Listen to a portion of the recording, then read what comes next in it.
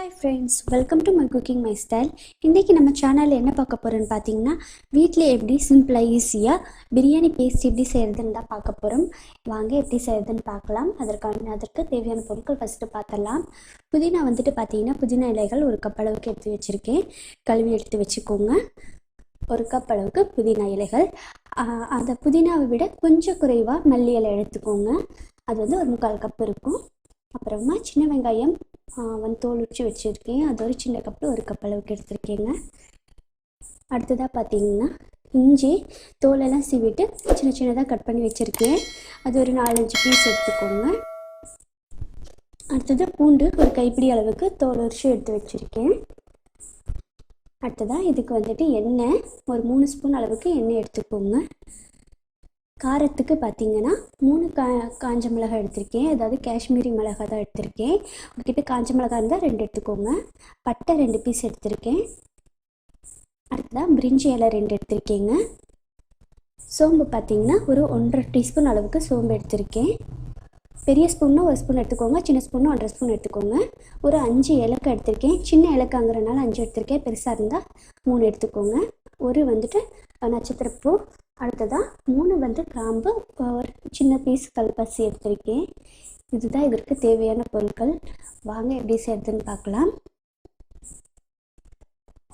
ஒரு மிக்ஸி ஜாரில் ஃபஸ்ட்டு பார்த்தீங்கன்னா, நம்ம எடுத்து வச்சுருக்க சோம்பு, பட்டை, பிரிஞ்சி இலை, நட்சத்திர சோம்பு எல்லாத்தையும் போட்டுக்கலாம். அதை சும்மா ஒரு சுற்று விட்டு அரைச்சி எடுத்துக்கோங்க. பாருங்கள், இந்த மாதிரி ஒரு சுற்று விட்டு அரைச்சிக்கோங்க. இதோட இஞ்சி சேர்த்துக்கலாம். அடுத்ததாக பார்த்தீங்கன்னா பூண்டு, அதையும் சேர்த்துக்கலாங்க.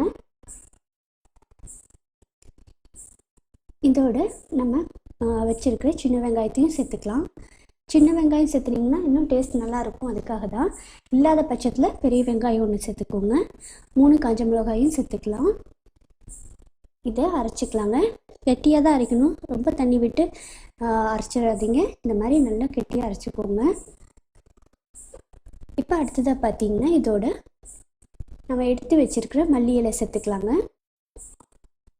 நீங்கள் 2 பேட்சாக கூட போட்டு அரைச்சிக்கோங்க. இல்லை என்னோடய ஜார் பெருசு அப்படின்னா நீங்கள் ஒரே இதில் போட்டு அரைச்சிக்கோங்க. அடுத்ததாக புதினாவும் சேர்த்துக்கலாம். சேர்த்துட்டு நல்லா கெட்டியாக அரைச்சிக்கோங்க. இல்லை அரைக்க முடியல அப்படின்னா கொஞ்சமாக மட்டும் தண்ணி சேர்த்து இந்த மாதிரி நல்ல ஒரு பேஸ்ட்டாக அரைச்சிக்கோங்க. ஏன்னா நம்ம இதை தாளிக்கணும். அதனால ரொம்ப தண்ணி சேர்த்திங்கன்னா ரொம்ப கெட்டியாகிறதுக்கு ரொம்ப நேரம் எடுக்கும். அதனால தான் சொல்கிறேன். இப்போ ஸ்டவ் ஆன் பண்ணிவிட்டு அதில் ஒரு கடாய் வச்சுக்கோங்க. கடாய் லேசாக ஹீட் ஆன உடனே நம்ம எடுத்து வச்சுருக்க எண்ணெய் சேர்த்துக்கலாம். நான் ஆயில் தான் சேர்த்துக்கிறேன். நீங்கள் நெய் வேணுனாலும் சேர்த்துக்கலாம். ஃபுல்லாக 1 ஸ்பூன் அளவுக்கு மட்டும் நெய் சேர்த்துக்கிறேன். இல்லை அப்படின்னா நெய்யே ஃபுல்லாக வேணாலும் சேர்த்துக்கோங்க, நல்ல மணமாக இருக்கும்.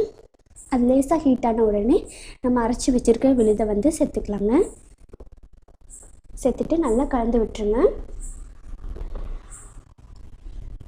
இப்போ இதுக்கு தேவையான அளவு உப்பு சேர்த்துக்கலாம். ஒரு 1/2 ஸ்பூன் அளவுக்கு பொடி உப்பு சேர்த்துக்கிறேன். அதையும் சேர்த்துட்டு நல்லா கலந்து விட்டுருங்க. இதோட பச்சை வாசனை போகணும். அதனால் ஒரு கொஞ்சம் நேரம் நம்ம மூடி வச்சு வேக விடணும். சைட்லலாம் எண்ணெய் பிரிஞ்சு வந்த பிறகு தான் நம்ம ஸ்டவ் ஆஃப் பண்ணணும். ஏன்னா அப்போ தான் ரொம்ப நாள் கெட்டு போகாமல் இருக்கும்.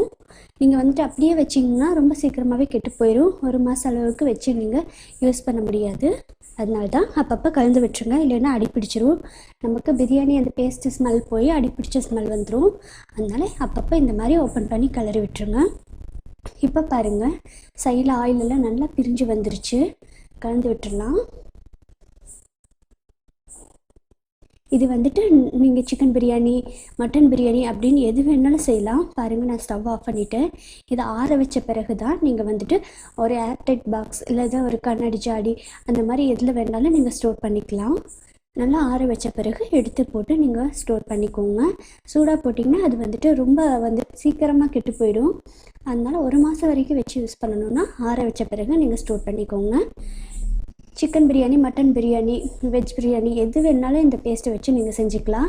நார்மலாக பார்த்தீங்கன்னா நம்ம கடையில் வாங்குகிற பேஸ்ட் விலை அதிகமாக இருக்கும். எல்லாராலையும் அது வாங்க முடியாது. அப்படி இருக்கிற பட்சத்தில் இந்த மாதிரி நீங்கள் செஞ்சு வச்சுக்கிட்டிங்கன்னா டக்குன்னு எடுத்து யூஸ் பண்ணிக்கலாம். இதை ஃப்ரீசரில் வச்சுக்கோங்க. நம்ம பிரியாணி செய்கிறதுக்கு ஒரு 2 மணி நேரம் முன்னாடி எடுத்து வச்சிங்கன்னா நமக்கு இந்த மாதிரி லிக்விட் பதத்துக்கு வந்துடும். பாருங்கள் ரொம்ப சூப்பராக வந்திருக்கு. இந்த மாதிரி ஆயில் திரிஞ்சு வந்த பிறகு நீங்கள் வந்துட்டு கேஸ் ஆஃப் பண்ணிவிடுங்க. ரொம்ப நேரம் வேக விடாதீங்க, அதோட ஸ்மெல் வந்துட்டு அந்த பிரியாணி பேஸ்ட்டோட ஸ்மெல் போயிடும். அதனால சும்மா ஒரு 15 நிமிஷம் மட்டும் இருந்தால் போதும். பாருங்கள் இந்த மாதிரி ஒரு கண்ணாடி ஜாரில் போட்டு நான் வந்துட்டு ஃப்ரிட்ஜில் வைக்க போகிறேன். கண்டிப்பாக ட்ரை பண்ணி பாருங்கள். இந்த பேஸ்ட்டு வந்துட்டு உங்களுக்கு ரொம்ப யூஸ்ஃபுல்லாக இருக்கும். இந்த வீடியோவும் உங்களுக்கு யூஸ்ஃபுல்லாக இருக்கும்னு நினைக்கிறேன். இந்த வீடியோ பிடிச்சிருந்தால் மறக்காமல் லைக் பண்ணுங்கள். உங்கள் ஃப்ரெண்ட்ஸ் எல்லாம் இருந்தாங்கன்னா ஷேர் பண்ணுங்கள், அவங்களும் பார்த்துட்டு யூஸ் பண்ணட்டும்.